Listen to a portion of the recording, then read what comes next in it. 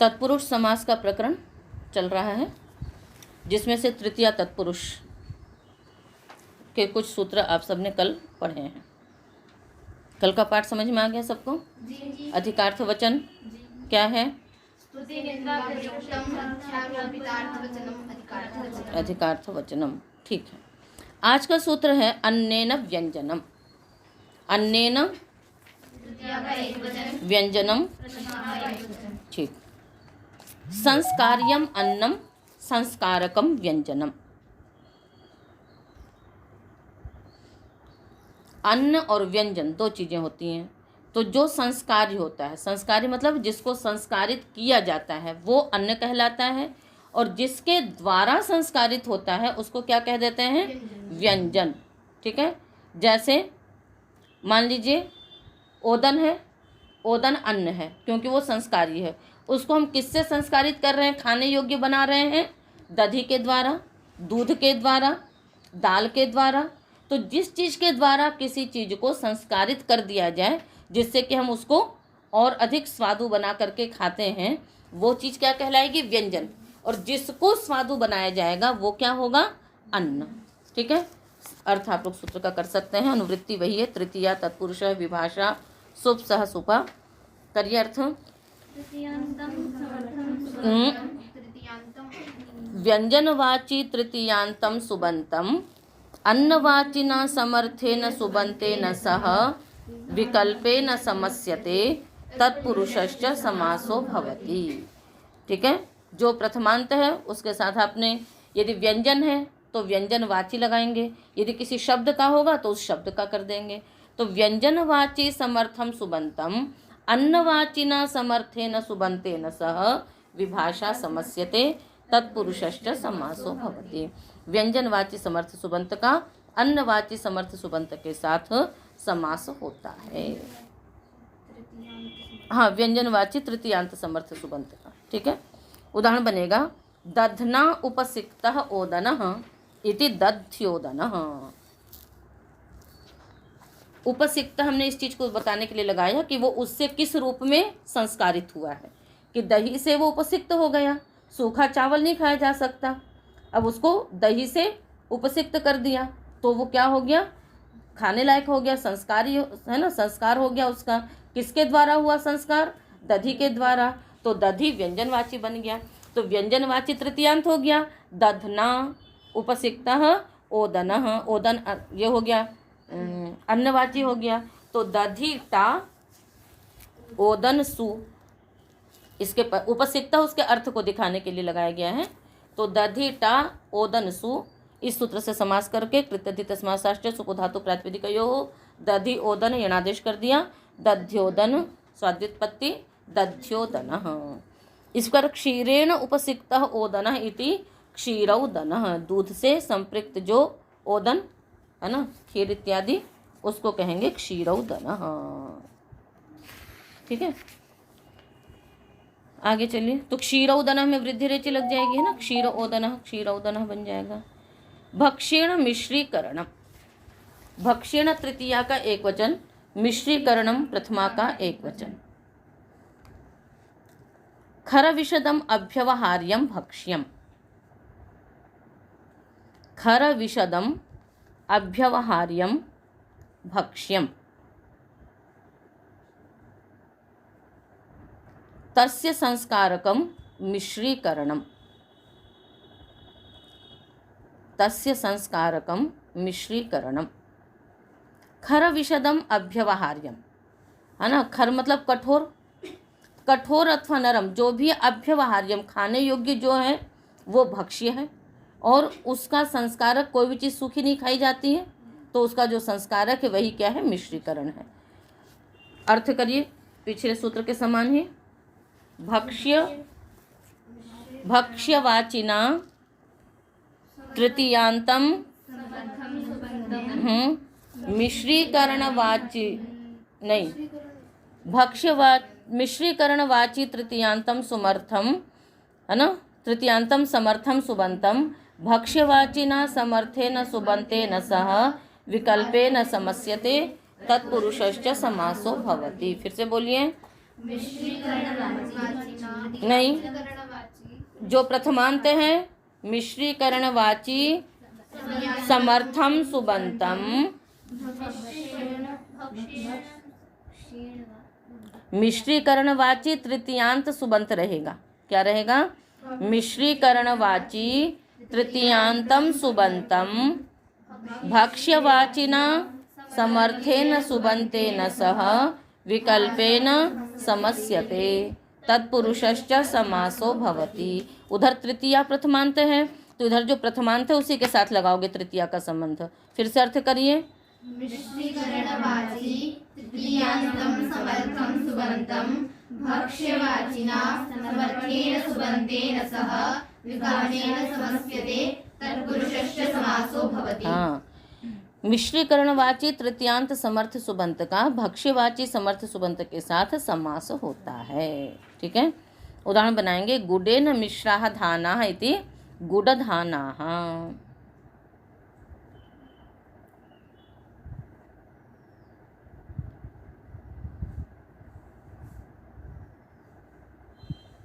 ठीक है, तो इसमें धान क्या है? भक्ष्यवाची हो गया, और उससे किसको वो किया? तस्य संस्कारकम, उसको संस्कार किससे किया गया है? गुड़ से। तो गुड़ का धान के साथ क्या हो गया? समास हो गया। तो मिश्रीकरण में प्रथमा है, जिससे मिश्रित किया गया, इसलिए वो प्रथमांत उपसर्जन हो गया। तो गुडेन मिश्राः धानाः, और मिश्रीकरणवाची तृतीयांत है, उसी की क्या होगी? उपसर्जन संज्ञा होगी। तो मिश्राः उसको अर्थ को द्योतित करने के लिए लगाया केवल। तो गुडेन मिश्राः धानाः गुडधानाः। ठीक है, तो जो चावल वाले वो लड्डू नहीं होते हैं, जिसको हिंदी में क्या बोलते हैं? ढूंढा वगैरह। ठीक है, उसको बोल सकते हैं आप। ठीक है, जो गुड़ के वो लाई वाले लड्डू होते हैं गुड़ के, उसको आप गुडधानाः प्रयोग कर सकते हैं, क्योंकि वो सीधे धान को तो करेंगे नहीं, धान का निकला हुआ जो भी लाई लावा चावल इत्यादि होगा उसी में करेंगे। और गुड पृथुकाः, पृथुक माने क्या होता है? पृथुक माने होता है चूड़ा, जिसका पोहा बनता है चिवड़ा, तो उसको भी तो गुड़ में बनाते हैं ना लड्डू उसके। तो गुडेन मिश्राः पृथुकाः, उसको पृथुक क्यों बोलते हैं पता है? चूड़ा कैसे बनता है? धान को उबाल के कूटा जाता है, जब कूटते तो फैल जाता है। चूड़ा कैसा होता है? थोड़ा सा चपटा चपटा फैला हुआ होता है, इसलिए वो क्या है? पृथुक। तो गुड़ पृथुकाः। ठीक है, तो जो लाई के लड्डू हो गए वो गुडधाना हो गए, जो चूड़े के लड्डू हो गए गुड़ वाले वो क्या हो गए? गुड़ पृथुकाः। ठीक है ना, तो बन जाएगा है। तो गुड़ से मिला हुआ जो भक्ष्य विशेष चूड़ा और वो जो गुड़धानी, उसको गुड़धानी भी बोलते हैं। चतुर्थी तदर्थार्थ बलिहित सुख रक्षित ही। तृतीया तत्पुरुष समाप्त हुआ, चतुर्थी तत्पुरुष प्रारंभ हो गया। चतुर्थी प्रथमा का एक वचन, तदर्थार्थ बलिहित सुख रक्षित ही तृतीया का बहुवचन। तस्मै इदम तदर्थम, तस्मै इदम तदर्थम। चतुर्थी तत्पुरुष समास है ये।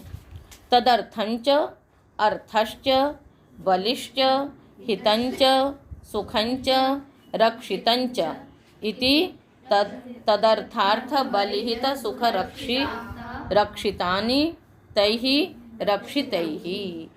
यदि आप लोगों को नहीं पता पड़ता है कहाँ नपुंसक लिंग है कहाँ पुल्लिंग है, तो मैंने आपको बताया था ना कि वहीं पर ऊपर निशान लगा लिया करो। जो नपुंसक लिंग है उनमें आप बिंदी लगा लीजिए। तदर्थंच अर्थश्च बलिश्च हितंच सुखंच रक्षितंच इति तदर्थार्थ बलिहित सुख रक्षितानि तैहि बलिहित सुख रक्षितैहि। अनुवृत्तियाँ वही तत्पुरुष विभाषा सुप सह सुपा। अर्थ करेंगे सूत्र का। चतुर्थ्यंतम समर्थम सुबंतम तदर्थ अर्थ बलि हित सुख रक्षित इत्येतैः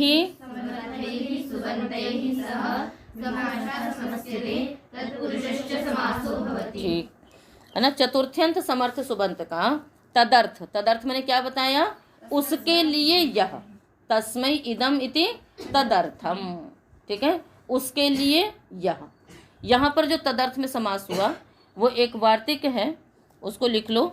अर्थेन सह नित्य समास वचनम, अर्थेन सह नित्य समासः वचनम छोड़ दो। अर्थेन सह नित्य समासः सर्वलिंगता च वक्तव्या। अर्थेन सह नित्य समास वचनम सर्वलिंगता च वक्तव्या।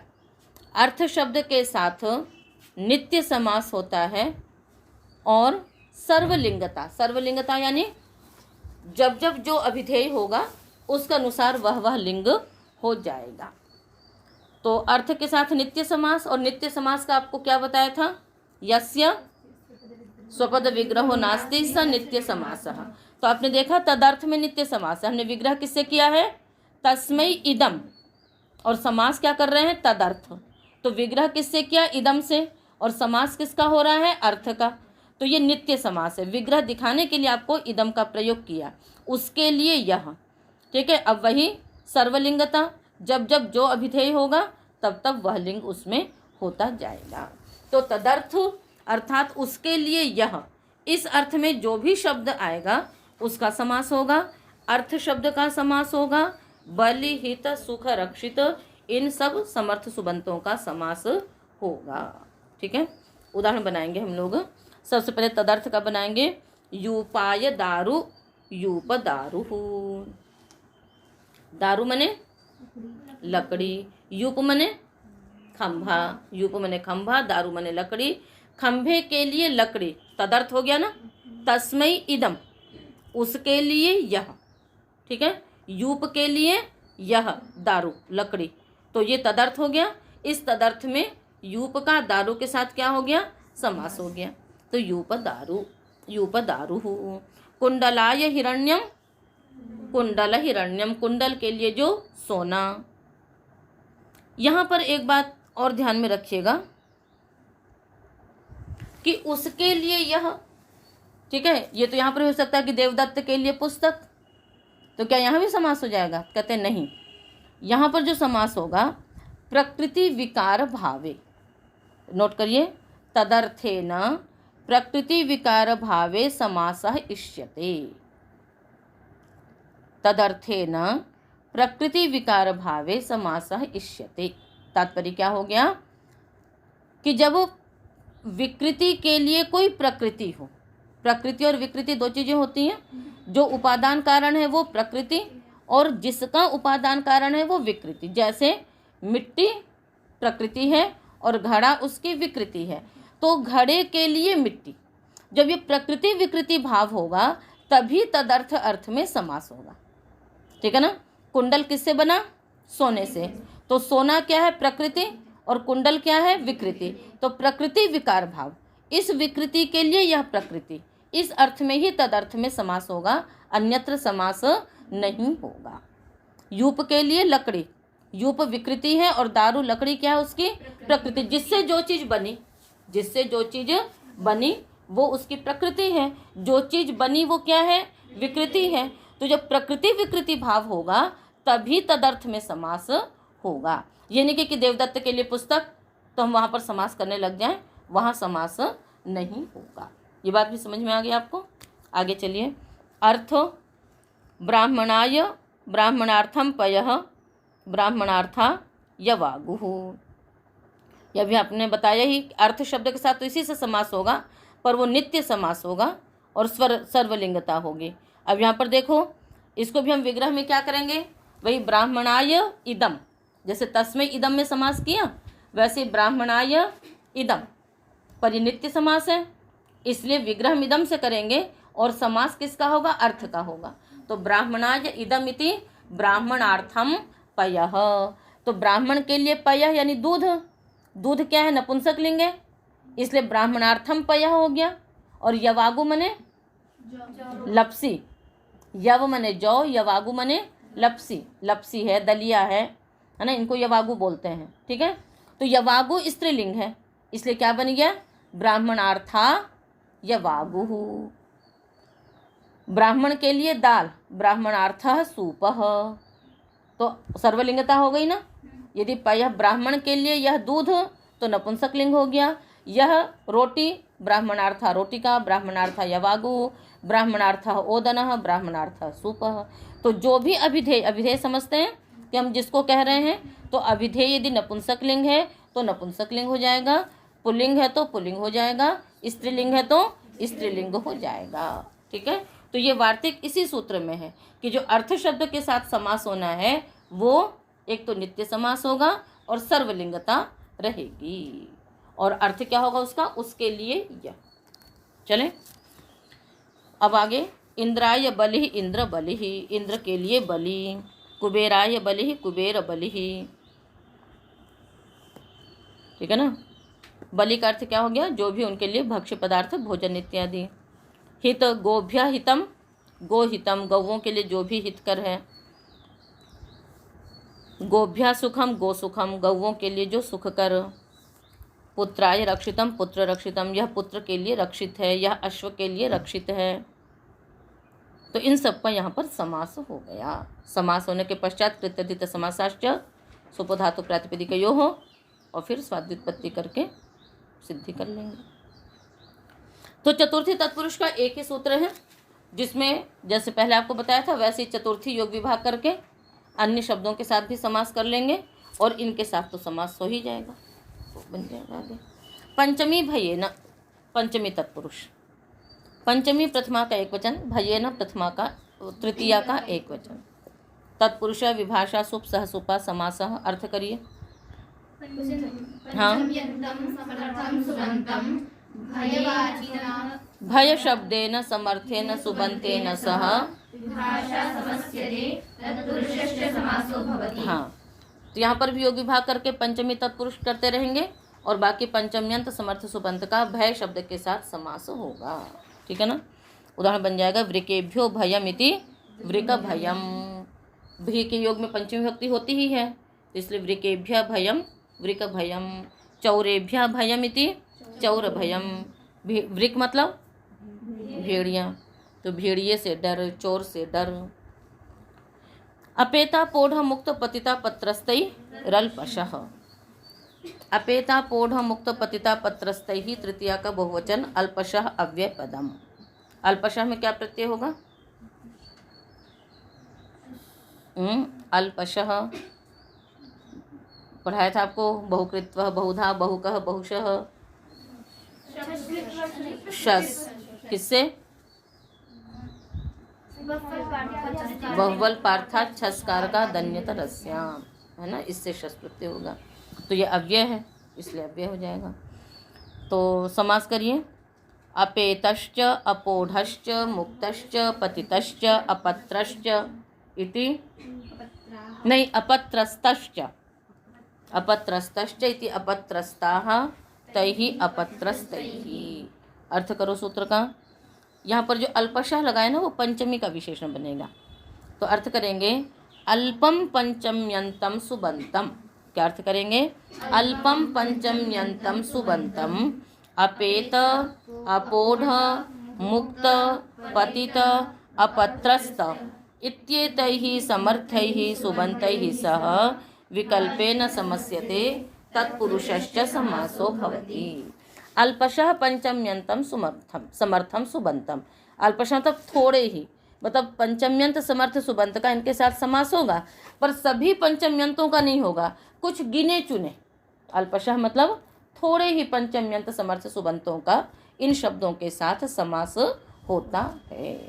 उदाहरण बनाएंगे हम लोग। दुखात अपेतः दुखापेतः, सुखात अपेतः सुखापेतः। अपेत माने दूर, तो दुख से दूर, सुख से दूर। धनात अपोढ़ धनापोढ़, धन से बाधित। दुखाद मुक्तः दुख मुक्तः, दुख से जो मुक्त छूट गया। स्वर्गात पतितः स्वर्ग पतितः, स्वर्ग से जो गिरा हुआ। तरंगात अपत्रस्तः तरंगापत्रस्तः, तरंगों से फेंका हुआ। अपत्रस्त मने फेंका हुआ, पतित मने गिरा हुआ, मुक्त मने छूट गया। ठीक है, बात समझ में आई। तो तात्पर्य कहने का ये है कि इन शब्दों के साथ पंचम्यंत का समास तो होता है, पर कुछ गिने चुने शब्दों के साथ ही होता है, सबके साथ नहीं होता है। स्तोकांति का दूरार्थ कृच्छ्राणि तेन। स्तोकांति का दूरार्थ कृच्छ्राणि प्रथमा का द्विवचन, तेन तृतीया का एक वचन। समास करिए। स्तोकश्च अंतिकश्च, एक मिनट, दूरश्च, स्तोकश्च अंतिकश्च दूरश्च इति स्तोकान्तिकदूराः। स्तोकान्तिकदूराः अर्थाः येषां ते स्तोकान्तिकदूरार्थाः। स्तोकान्तिकदूरार्थाश्च कृच्छ्रञ्च इति स्तोकान्तिकदूरार्थ कृच्छ्राणि। ठीक है, पहले हमने किया स्तोक अंतिक दूर, अर्थ है जिनका, है ना, बहुरी समास हो गया। तो स्तोक अंतिक दूर अर्थ है जिनका, ऐसे शब्दों को, और कृच्छ शब्द का। आगे समझ में, इस तरह से अलग अलग हो गया। तो बहुरी ही गर्भ इतरेतर द्वंद्व समास। अब हम अनुवृत्ति लेंगे तो पंचमी की आएगी और तत्पुरुषः सह सुपासुप विभाषा की आएगी। अर्थ करेंगे, स्तोक अंतिक दूर, है ना, इत्येवमर्थाः शब्दाः, या फिर ऐसे कर दीजिए स्तोकांतिक दूरार्थाः शब्दाः कृच्छ शब्दश्च। ठीक है ना, स्तोकांतिक दूरार्थाः शब्दाः कृच्छ, है ना, या फिर और इसको पंचम्यंताः को भी लगा लो पहले। ठीक है ना, पंचम्यंताः स्तोकांतिक दूरार्थाः कृच्छ शब्दश्च तान्तेन समर्थेन सुबन्तेन सह विभाषा समस्यन्ते तत्पुरुषश्च समासो भवति। फिर से एक बार अर्थ करिए, पंचम्यन्ताः स्तोकांतिक दूरार्थाः शब्दाः कृच्छ शब्दश्च तान्तेन समर्थेन सुबन्तेन सह समस्यते तत्पुरुषश्च समासो भवति। कहते हैं स्तोक अर्थ वाले, स्तोक मने थोड़ा, अंतिक मने समीप, दूर मने जानते ही हैं। तो स्तोक यानी थोड़े अर्थ वाले, अंतिक मने समीप अर्थ वाले, दूर अर्थ वाले शब्द और कृच्छ शब्द, है ना, जो कि पंचम्यंत है ना, ये सब पंचम्यंत समर्थ सुबंत होंगे। उनका तांत समर्थ सुबंत के साथ समास होता है और वह तत्पुरुष समास होता है। ठीक है, तो स्तोक अंत वाले देख लीजिए, एक तो स्तोक ले लेंगे और एक उसके अर्थ वाला शब्द ले लेंगे। तो स्तोकान मुक्तः, अल्पान मुक्तः, अंतिक का है अंतिकाद आगतः, अभ्यासाद आगतः, दूर का है दूराद आगतः, विप्रकृष्ट, ये समस्त पद है, विप्रकृष्टाद आगतः, कृच्छ्रान मुक्तः, कृच्छ्राल लब्धः। तो यहाँ पर देखिए आप लोग, हर जगह तो हम कर रहे थे ना कि जैसे पीछे था दुखाद मुक्तः, दुख मुक्तः, पंचमी का लुक कर दे रहे थे जो अंतर्वर्तनी विभक्ति था। यहाँ पर हमने लुक नहीं किया, स्तोकान मुक्तः ऐसा ही रहने दिया है। क्या किया हमने, स्तोकाद मुक्तः इति स्तोकान मुक्तः, अल्पात मुक्तः इति अल्पान मुक्तः। यहाँ पर हमने पंचमी का लुक नहीं किया, जो अंतर्वर्तनी विभक्ति थी। विग्रह कैसे करोगे, स्तोक गंगासी अल्पसु, नहीं मुक्त आगे सु, इस सूत्र से समास करेंगे। फिर सुपो धातु प्रातिपदिकयोः से अंतर्वर्तनी विभक्ति के लुक की प्राप्ति होती है। और क्या बनना चाहिए था, स्तोक मुक्तः, अल्प मुक्तः, ऐसे प्रयोग बनने चाहिए थे। किंतु एक अलुक प्रकरण है अष्टाध्यायी में, अलुक प्रकरण है षष्ठ अध्याय के तृतीय पाद में, अलुगुत्तर पदे।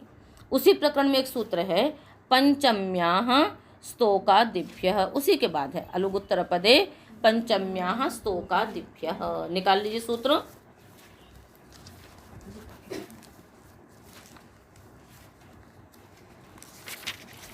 अल्लुक का अधिकार चलता है और उत्तर पदे का अधिकार चलता है। ठीक है, सूत्र का अर्थ है अल्लुक का अधिकार कहाँ तक जाएगा, आप लोगों ने लगाया है क्या?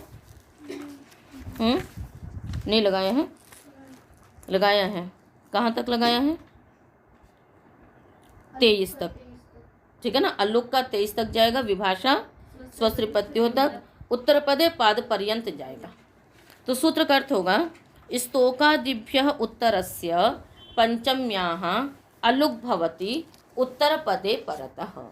स्तोकादियों से उत्तर जो पंचमी विभक्ति, उसका अलुक होता है उत्तर पद परे रहते। तो पूर्व पद उत्तर पद समास में ही होता है, एक पूर्व पद और एक उत्तर पद। उसके बाद स्तोकादियों से परे जो पंचमी, तो समास किया आपने, अंतर्वर्तनी विभक्तियां हैं, स्तोक आगे ngasi, तो स्तोकादि से मतलब इसी सूत्र से है। तो स्तोकादि यानी स्तोक अंतिक दूरार्थ और कृच्छ शब्द से उत्तर जो पंचमी विभक्ति है उसका सुपो धातु प्रातिपदिकयों से जो लुक की प्राप्ति थी उसका इसने क्या कर दिया, अलुक यानी निषेध हो गया। बात समझ में आ गई? तो लुक नहीं हुआ तो क्या रह गया, स्तोकात, फिर वही ngasi के स्थान पे आत हो गया, स्तोकात मुक्तः, यरो नुनासिक नुनासिको वा स्तोकान मुक्तः, अल्पान मुक्तः। बात समझ में आ गई? ऐसे अंतिकात आगतः, तो स्तोकात मुक्तः का अर्थ क्या हो गया, थोड़े से छूट गया। ठीक है ना, कोई बात थी, कुछ भी ऐसा था, थोड़े से तके वहाँ आप तो थोड़े से ही छूट गई, थोड़े में ही बच गई, तो वही स्तोकान मुक्तः, अल्पान मुक्तः। ठीक है, अंतिकाद आगतः, अंतिक मने समीप है, तो अंतिकाद आगतः समीप से ही आया हुआ है। दूराद आगतः, दूर से आया हुआ। कृच्छ्राद मुक्तः, इसका अर्थ क्या हो जाएगा, कृच्छ मने कठिन है, बड़ी कठिनता से छूटा, कृच्छ्रान मुक्तः। कृच्छ्राल लब्ध, बड़ी कठिनता से कोई चीज प्राप्त हुई, और कृच्छ का अर्थ थोड़ा भी होता है, वैसे कृच्छ मने कठिन होता है, कठिनता से मुक्त होना। समझ में आ गई बात? तो ये भी ध्यान में रखना कि कई स्थल ऐसे हैं कि जहाँ पर सुपो धातु प्रातिपदिकयों से लुक होना चाहिए था किंतु लुक नहीं होता है। ठीक है, पंचमी तत्पुरुष भी हो गया। सप्तमी शोंडही, सप्तमी प्रथमा का एक वचन, शोंडही तृतीया का बहुवचन। समास तो होगा नहीं, तत्पुरुष विभाषा सुप सह सुपा की निवृत्ति आ रही है।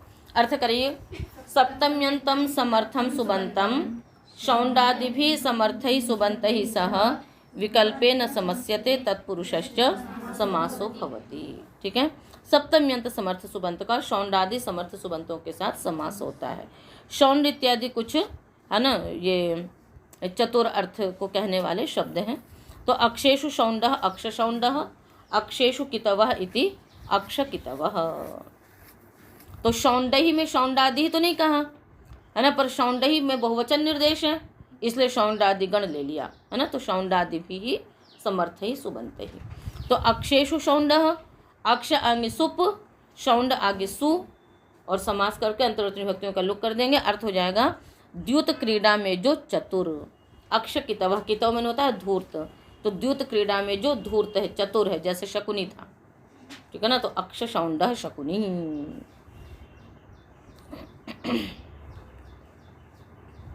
समझ में आ गया? एक सूत्र और कर लेते हैं। सिद्ध शुष्क पक्व बंधैश्च, सिद्ध शुष्क पक्व बंधैहि तृतीया का बहुवचन, च अव्यय पदम। समास कर लीजिए, सिद्धश्च शुष्कश्च पक्वश्च बंधश्च इति बंधाः तैहि बंधैहि। अर्थ करेंगे, अनुवृत्तियां वही है, सप्तमी तत्पुरुष विभाषा सुप सह सुपा समासः। अर्थ करिए, सिद्ध शुष्क पक्व बंध इत्येतैहि समर्थैहि सुबन्तैहि सह सप्तम्यन्तं समर्थं सुबन्तं विभाषा समस्यते तत्पुरुषश्च। हाँ, सिद्ध शुष्क पक्व बंध, सिद्ध मने तैयार, शुष्क मने सूखा हुआ, पक्व मने पक गया, बंध मतलब बंधा हुआ है ना। इन समर्थ सुबंतों के साथ सप्तम्यंत समर्थ सुबंत का समास होता है और वह तत्पुरुष समास होता है। उदाहरण है, ग्रामे सिद्धः ग्राम सिद्धः, ग्राम में बना हुआ कोई वस्तु होती है कि ये कहाँ तैयार हुई है, तो ग्रामे सिद्धः इति ग्राम सिद्धः। नगर सिद्धः, विद्यालय सिद्ध इति विद्यालय सिद्ध, विद्यालय का बना हुआ च्यवनप्राश, विद्यालय सिद्ध च्यवनप्राशः। ठीक है, नगर में बना हुआ, गांव में बना हुआ तो ग्राम सिद्धः, नगर सिद्धः। आतपे शुष्क इति आतप शुष्क, धूप में सूखा हुआ है ना। आतपे शुष्क इति आतप शुष्क है, कोई चीज़ छाया में सूखती है उसको क्या कह देंगे, छायायाम शुष्क इति छाया शुष्क, ये छाया में सूखी हुई छाया, शुष्कमिदम आतप शुष्कमिदम। स्थाल्याम पक्व स्थाली पक्व, स्थाली मने बटलोई, उसमें बनी हुई कोई, पक्व शब्द की सिद्धि कैसे होगी, प्रत्यय क्या होगा, त। ठीक है, तो स्थाली यानी बटलोई में पकी हुई है। अभी कढ़ाई में बनाते हैं तो कटाहे पक्व इति कटाह पक्वः। कुकर की संस्कृत क्या होती है? आप लोग कुकर में बना रही हैं आजकल भोजन, कुकर की संस्कृत क्या होती है? नहीं पता? वाष्पपचः। वाष्पपचः और निपीड पात्रम, दो संस्कृत है कुकर की। निपीड पात्र जिसको दबा करके बंद किया जाता है, ठीक है ना? तो निपीड पात्रे पक्वः इति निपीड पात्र पक्वः, कटाहे पक्वः इति कटाह पक्वः। तवे की संस्कृत क्या होती है? तवा की संस्कृत क्या होती है? तुम लोग संस्कृत नहीं जानते हैं सब शब्दों का? रिजीश है ना, रिजीशे पक्व इति रिजीश पक्वः। चिमटे की संस्कृत हाँ, और कंक मुखम भी होती है, ठीक है, अस्तु। और यूपे बंध इति यूप बंध, खंभे में बंधा हुआ। तो सिद्ध, शुष्क, पक्व, बंध, ये तो उदाहरण दे रहे हैं, आप किसी में भी प्रयोग कर सकते हैं इसको, ठीक है ना। अग्नौ शुष्क इति, अग्नि में सुखाई गई कोई चीज़ तो अग्नि शुष्क भी प्रयोग कर सकते हैं। तो ये तो उदाहरण दे दिए गए कि सप्तम्यंत, समर्थ, सुबंत कोई भी रख सकते हो, इन शब्दों का उनके साथ समास हो जाएगा। और सप्तमी की उपसर्जन संज्ञा होगी सप्तम्यंत की, वही पूर्व में हो जाएगा। तो इस प्रकार से ये है। अभी सप्तमी तत्पुरुष समास और आगे भी चलेगा। तो आज का पाठ इतना ही। तो पीछे के भी जो सूत्र हैं उनको आप देख लीजिएगा, और कहीं कहीं पर अलुक भी हुआ है उसको भी ध्यान में देना होगा।